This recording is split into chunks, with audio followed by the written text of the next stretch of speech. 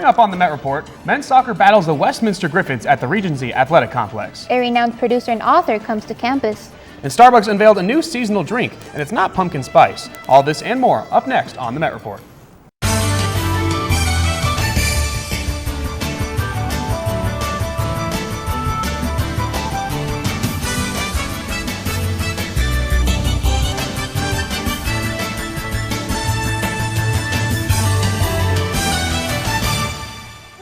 Welcome to this week's edition of the Met Report. I'm Jocelyn Avendaño. And I'm Ron Burgundy.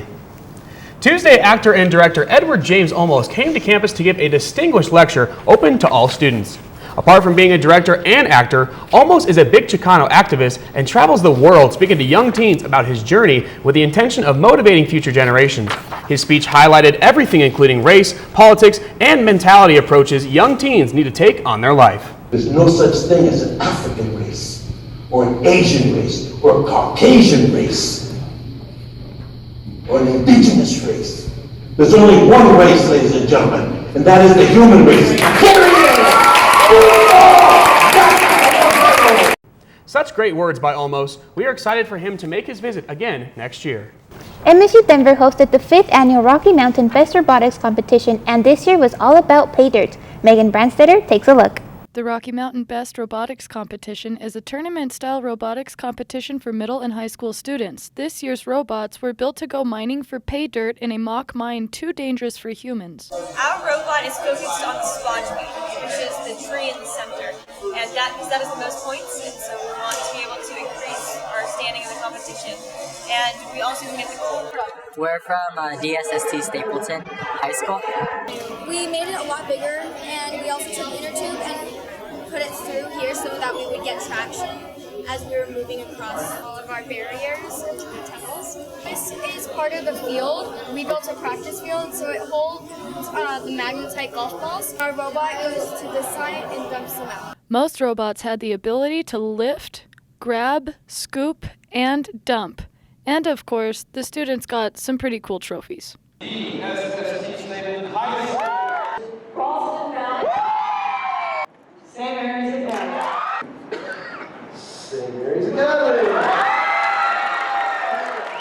St. Mary's All-Girls School won the first place Best Award, as well as several others for a total of 5 trophies. How do you feel? You won first place! I know, I'm still shaking. My friends! So about your team, are you guys excited? We are, we're so pumped to go to regional. For the Met Report, Megan Brandstetter. Halloween is tomorrow, and the festivities have already begun. The student organization Element transformed the Tivoli Turn Hall into a roller skating rink for Skate and Scare. How fun! Staff and students gathered for roller skating, pizza, and a Halloween-themed movie. Skate and Scare marks Element's last gathering for the semester. I like the event. They offer pizza and candy, which really brings in the crowds. And it's nice to flex your ice skating muscles before the ice rink's all open. Every year, the Aurora campus celebrates the Day of the Dead in a particular way. Juan Arellano has more details. The Day of the Dead has a long history in Mexican tradition. The Day of the Dead is celebrated on November 2nd. November 1st is El Día de los Niños Inocentes, or the Day of the Children, and All Saints Day. November 2nd is All Souls Day, or the Day of the Dead.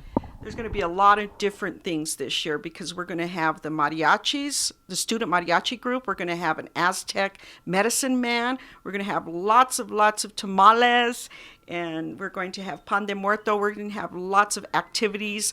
Sugar skulls are a big part of El Día de los Muertos celebration, and students have been making plenty of sugar skulls for the past month now. On Monday, you can come and decorate your own sugar skulls, and it could look something like this. I think that the reason students like to attend the event is because it gives them the opportunity to honor the deceased loved ones that have passed on. But the interesting and the fun part of the event is whenever they get participate in face painting. The Tri-Institutional Dia de los Muertos is an event held in November that is organized by student, faculty, and staff from all 3 schools. The event will take place at Zacatecas Event Center this upcoming Monday, November 2nd from 11 to 5 p.m. There will be free entertainment, cultural workshops, face painting, food, and refreshments for all attendees, so don't miss it. For the Met Report, Juan Arellano. Wait a second, you're not my regular co-anchor Veronica I Corningstone. know, Veronica couldn't make it, but I traveled all the way from the past just to be here, okay? Okay, that's Yeah? fine. Do you have any plans for the Halloween? I think I'm gonna go wrestle some sharks or some bears. I'm not really sure, something exciting. Yeah, well, me and my flapper girls are gonna go out to town, so Awesome. hopefully the weather's nice this weekend. Sounds fun. Yeah. All right, well now joining us for weather is, wait, is that Brick Tamland? Let's go to Brick. Yeah, Ron, that is Brick, and I'm here with your forecast. Right now, we're currently sitting at 49 degrees. We're kind of clearing some of those clouds out that we had this morning. Some places even saw a little bit of rain, and I do think that we're going to continue to clear that out as we move throughout the day. Now, our high today, again, upper 60s, pretty normal for this time of year. Again, we're going to clear things out. 1 o'clock, we're sitting at 50 degrees. 52 by 3 o'clock. And as I said, as we get later in the day, we're going to clear things out, and it's going to kind of get a little bit cooler tonight. Now, taking a look at our averages. Again, our averages right now, we're kind of sitting a little bit below that today. 60 degrees, 31 is our low, and our average snowfall for the month of October, that's at 4 inches of snow. We have not seen that this month. Now, if you guys have any plans for Halloween, you're getting out trick-or-treating or wrestling bears, as Ron would do, we're going to see really awesome temperatures for your day, 50 degrees pretty much throughout, and it's going to be clear. We're not going to see any chance of rain for your Halloween night, but we do have a chance of rain and snow coming to the metro area, and I'll have more on that coming up in just a few minutes. Coming up after the break. Don't be tricked by candy this Halloween season. And coming up in sports, men's soccer would face a scare in a dark, frigid night at the Regency Athletic Complex. Find out how they did. We'll be right back.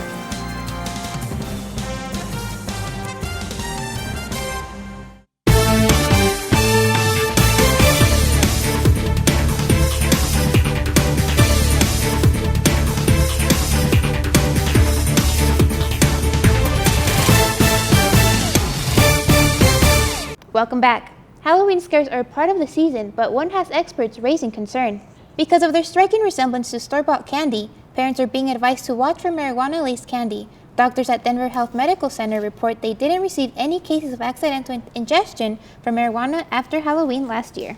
The latest Starbucks drink is here just in time for Halloween, and it is fantastic. The new seasonal Frappula Frappuccino is made with white chocolate sauce, milk, and ice mixed together with a layer of mocha syrup. Oh my word. A delicious red drizzle of raspberry flavoring oozes from the rim, which is followed by whipped cream. This spook-tacular Dracula-inspired drink is available in stores across the United States through Halloween. Candy and jack-o'-lanterns are great, but so is the haunted history of Colorado. Here's Michael Jeffs with the scare. I'm standing here in Cheeseman Park right before sunrise. Legend has it, Cheeseman Park was once called Prospect Hill Cemetery. The families of the dead had 90 days to move the bodies out. By the beginning of construction, 5,000 bodies were unclaimed, and the ones that remained were brutally removed. Among the efforts, 2,000 bodies remain to this day. At night, visitors claim to see ghosts roaming the land, outlines of the graves, and if you sit on the grass, some say they have difficulties getting up as though a force was going against them. After a chilling morning down in Cheeseman Park, we head west to Red Rocks. There are a lot of things that happen here, but the oldest one is a story about an axe lady who haunts these grounds late at night when you're alone. The story goes that the axe lady had her baby kidnapped, and that when the baby was kidnapped, it was murdered. So now, the axe lady chases anyone who ever comes here late at night. The only way to find the axe lady is if you sit on row 13, seat 13, late at night, and then 13 times yell out, "Cry, baby, cry." After a frightful day up at Red Rocks, we turn our attention up north. I am standing here on Riverdale Road. Legend has it that Riverdale Road is known as one of the most haunted places in Colorado. The street is infested with the woman in white, murders, and satanic worship. Here is Devin McDowell with her experience. It's a huge tree that hangs over the road, and once the headlights hit the tree, all three of us in the car saw it. It was a lady in a white dress, and she had black hair hanging over her face, and she was just hanging from the tree. And now we have covered the legends of Cheeseman Park, Red Rocks, and Riverdale Road. From the Met Report, Michael Jeffs. J.K. Rowling's 8th Harry Potter installment, The Cursed Child, will take the stage this summer. Inspired by J.K. Rowling's new story, Jack Thorne and John Tiffany co-write a theatrical production that fans will love to see. The first part of this production will take place at the Palace Theatre in London in July 2016. It's only a matter of time before the curtains are pulled on an American stage. The jack-o'-lantern has been a Halloween staple for as long as many can remember. One of the oldest jack-o'-lanterns made from a turnip is on display at the Museum of Country Life in Ireland. This root vegetable lantern is based off the Irish legend of Stingy Jack, a man so deceitful he tricked the devil into not taking his soul not just once, but twice. Jack's soul wanders purgatory with a hollowed out turnip and a candle to light his path.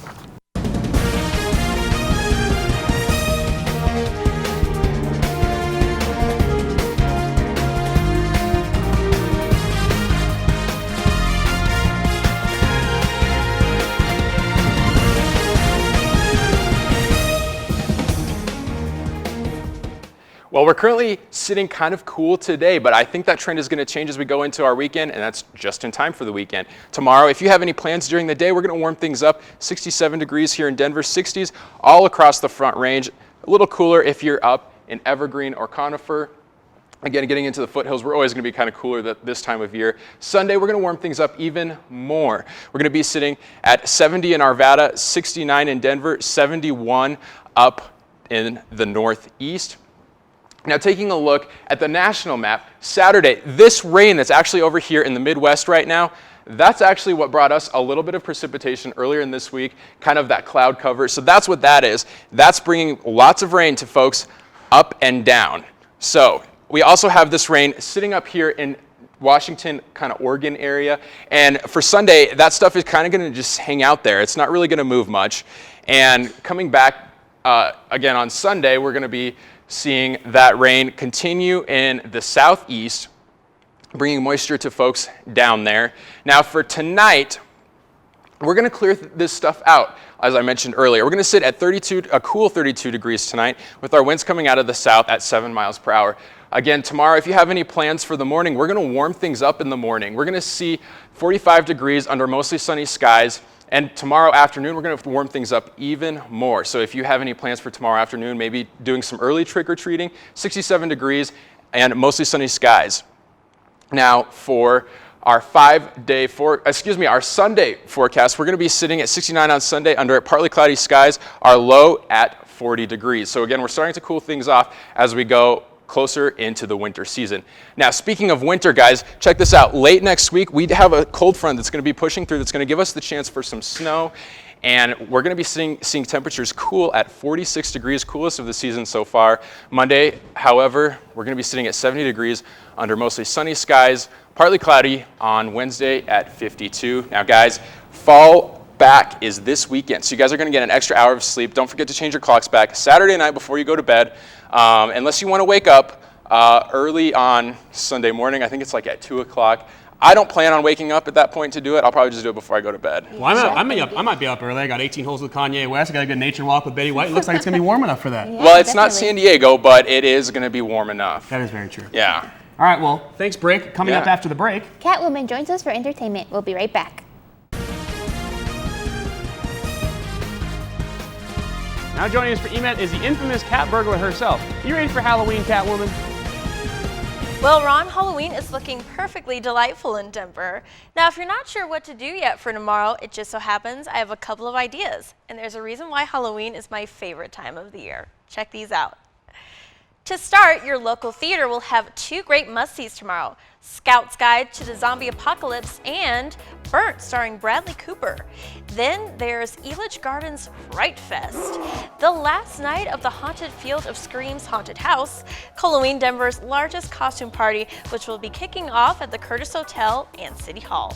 The Burlesque Show at Laney's Clock Tower Cabaret, Boo at the Zoo, and Skeletons in the Wardrobe Tea at the Molly Brown House and Museum. Now, out of all of those things, there was still one attraction I forgot to mention. If all this Halloween planning has you feeling a little cuckoo, you can find The Cure at the Asylum.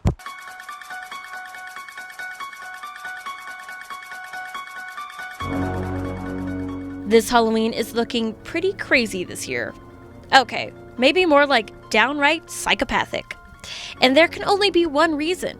You've entered the Asylum Haunted House. In 2013, ranking at #1 on the Discovery Channel's list of top 13 scariest haunted house attractions in the U.S., the Asylum is pulling out all the stops this year to scare you silly. Mutants and flesh-eating zombies are the first things to greet you when you arrive at Primitive Fear Patient Alpha. Things go from 0 to 100 real quick when you're forced to dig into a body to find the code to escape a room full of horrors, into a quarantine town full of colorful characters, and postmortem, the escape. Your only chance of salvation lies within the abandoned asylum. Randy, tell us the story behind the asylum. So the asylum is definitely its own little story. We're Gordon Cottingham's Asylum for the Criminally Insane is our full title. But it's just 100% crazy through and through. A production like this needs to be looked into further. It takes months of preparation. We start planning right after Halloween, sometimes even before we get ideas for next year, and then it's just kind of letting those ideas develop and figuring out how we're going to implement them. And the actors are not allowed to touch you. Beyond that, they're going to get close to you. They're going to make loud noises. They're going to get right up next to you. Some of them about as close as they can without touching you. I'm a big fan of the way that we have our set up for primitive fear. It's very large, very spacious. There's a lot of room to run around and do a lot of jump scares. And as for the asylum, when you're in the asylum, you feel crazy. It's very conducive to being a psycho. So, are folks ready for what lies ahead? I think we're gonna die. Explore the darkest, craziest part of your life. For the Met Report, I am Ellie Townsend. Check out the asylum. We saw this place with all the lights on, and I was still jumping. Lucky for me, Ron Burgundy was behind the camera looking out for me, so thanks, bud. For those who don't know, legend tells that during All Hallows Eve, the veil between this world and the next is at its thinnest, and spirits are more likely to make themselves known. So it's no wonder Miranda McHotchkins encounters some real paranormal activity. We're here tonight to see if there's anybody here. Are you attached to the old car?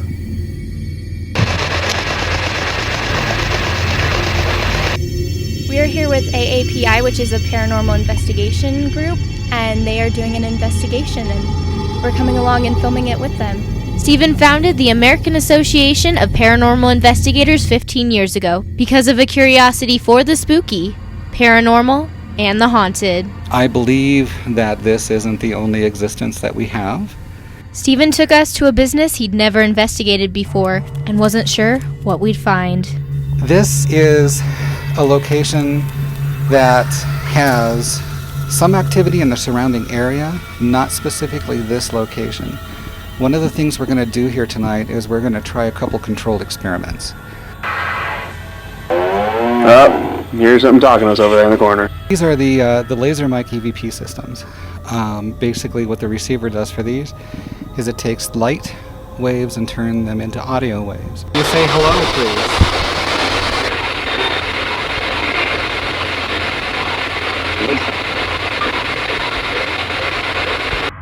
Stephen thought he heard a child. Is there a child here? Oh, I think it was interesting. We, like Stephen mentioned, we had a few things happen, but we can't conclude anything at this point. For the Met Report, There is life on the other side. Miranda McHotchkins.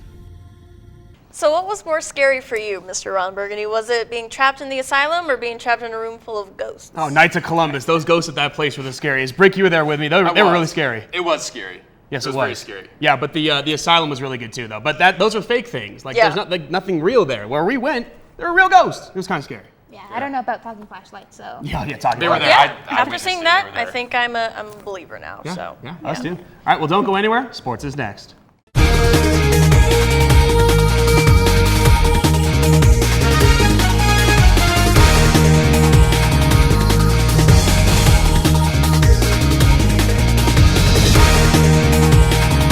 Now joining us for sports is John Madden.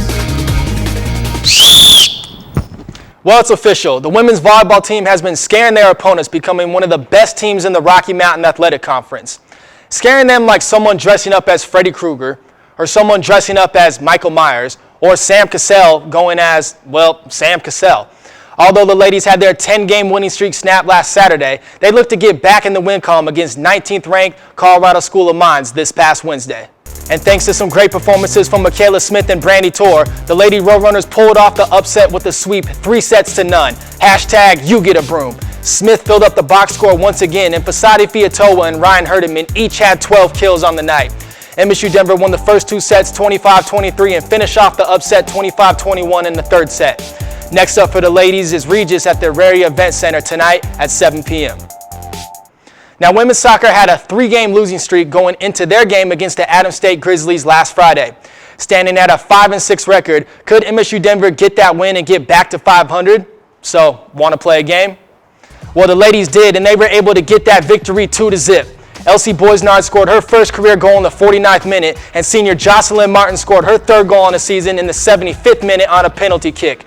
Shots on goal were evenly matched, but MSU's Denver goalie Brianna Flores did her thing once again, posting another shutout with her 4 saves on the day. So standing at a 6-6 record, the ladies took on Fort Lewis and Durango last Sunday and ended up in a tie 1-1. Jocelyn Martin scored again in the 58th minute, and Flores also had 4 saves. The contest was close throughout the game as MSU Denver took more shots than 50 Cent, but were unable to get over that hump. Next up for the ladies is New Mexico Highlands today at 4:30 at the Regency Athletic Complex. Well, despite injuries to key players, men's soccer has been battling their way to a stellar 10-3-1 record. The Westminster Griffins from Utah came to town looking to smash MSU Denver's Pumpkins last Friday. And if you thought the Roadrunners wouldn't play well, then Westminster came into the game thinking, I know what you did last summer after losing to MSU Denver back on September 18th. So with revenge on their minds, the Griffins goalie Taylor Ruff does his best job to halt the Roadrunners with this save early in the first half. Then check out these saves, and after a failed clear attempt, Ruff dives and blocks Danny Arubula's shot attempt. Man, check this out again as Ruff, who must be going as Superman for Halloween, flies across the net to stop the shot. Arubula says, man, for real? But in the open field, Josh Belfridge is able to get a shot off, and though Ruff gets his hands on the ball, it still goes in. Maybe some paranormal activity pushed that ball in. MSU Denver goes up 1-0. Josh Belfridge, Hellraiser. In the second half, check out number 4 Roberto Velasquez as he jukes the Griffins defender out of his cleats and sets up Danny Arubula for the shot attempt, who then gets tripped up and flipped over as Westminster is called for the penalty. And Arubula, seeking revenge like Jason Voorhees, he sets up for the penalty kick. Get some. That was the senior's 3rd goal on the season as he strikes like Cujo, putting the Roadrunners up 2-0. But don't fall asleep, MSU Denver. Haven't you seen Nightmare on Elm Street? Number 35, Jordan Jones, gets his late goal for Westminster in the 71st minute. But thanks to some timely late defense, the comeback attempt is unsuccessful as MSU Denver is able to hold on for the 2-1 victory. Hey, Westminster, you lost, boys. MSU's Denver goalie Hayden Russ had 1 save on the night. But sorry, man, on this night, there was no way you could stop as many shots as that man Drake. I mean, it's definitely shaped me into the man I am today. This program has taught me many things on and off the field. It's going to be many memories that I will never forget here at this complex. And the new field, Diddle, Ken, they've all been great to me, and I'll remember them for the rest of my life. Well, I think it is worth mentioning again about the women's volleyball team. At one point in the season, they were 3-8. They are now 14-9. Pretty impressive comeback. I guess you could kind of say they came back from the dead. Well, great Odin's Raven. This team was on absolute fire. Yeah, 3-8. I mean, a 10-game winning streak was ended, but they just defeated Colorado Mines, which is a huge win for them. So they're killing it right now. So was Drake now a part of the team, or what? Well, I mean, he did block a lot of shots, but he's not welcome here. Shame. You don't like when the hotline bling? It's not. Okay. Nope. Well, that does it for this week's edition of the Met Report. For Douglas Coulter, Melanie Townsend, John Madden, Anthony Rodriguez, and the entire Met Report staff, I'm Jocelyn Avendaño. And don't forget to check us out on mymetmedia.com and sure to follow us on Facebook, Twitter, and Instagram at the Met Report. You stay classy, Auraria. We'll see you on campus. You stay classy, Auraria. We'll see you on campus. But mainly stay classy.